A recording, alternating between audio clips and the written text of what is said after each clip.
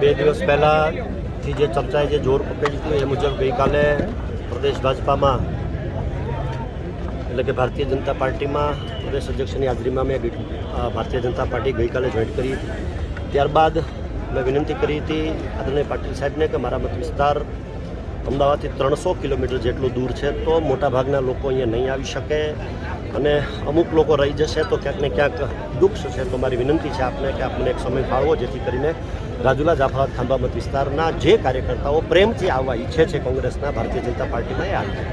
એમણે મોટું મન રાખી અને મારી વાત સ્વીકારીને મને કહ્યું કે આવતીકાલે જ હું આપણા મત વિસ્તારમાં આવીશ, એ મુજબ આજે અહીંયા આવ્યા છે। હું આંકડો કહું એના કરતાં તમે મીડિયાના લોકો છો, મારા કરતાં પણ વધારે તમે આંકડો ખૂબ સારી રીતે જાણો છો। અને ત્રીજી મહત્ત્વની વાત એ છે કે સવારે 9:30થી અત્યારે 1:09 થઈ છે, ત્યાં સુધી ધોમ ધકતા તડકાની અંદર ખુલ્લા મેદાનની અંદર આટલા કાર્યકર્તાઓ જોડાયા છે।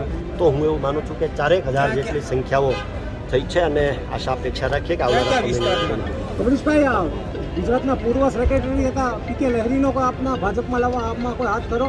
આપને ખ્યાલ હશે કે આદરણીય પીકે લહેરી સાહેબ રાજુલાનું ગૌરવ છે, રાજુલાનું વતન છે। મારે પારિવારિક સંબંધો વર્ષોથી એમની સાથે રહ્યા છે। 2 દિવસ પહેલાં આદરણીય પાટીલ સાહેબ અને ઘણા બધા મિત્રો જ્યારે મારા માતુશ્રીની ખબર પૂછવા માટે અમદાવાદ સ્થિત નિવાસ સ્થાને આવ્યા ત્યારે એ પણ આવ્યા હતા અને ચોક્કસ પ્રમાણે ચર્ચાઓ થઈ હતી, પણ એવી કોઈ બીજી ત્રીજી કોઈમાં કોઈ વાત નથી। આદરણીય કનુભાઈ કળસરિયા વર્ષો સુધી મહુવા વિધાનસભા ક્ષેત્રમાં ભારતીય જનતા પાર્ટીના ધારાસભ્ય તરીકેને સેવા આપી છે।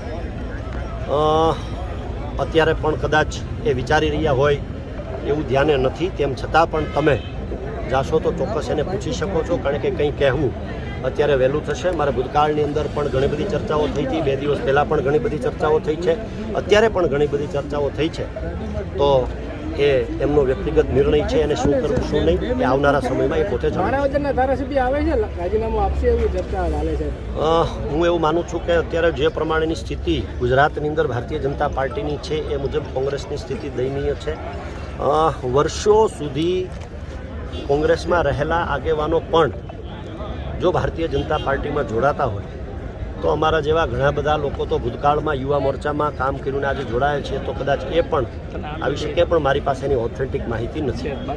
Thank you.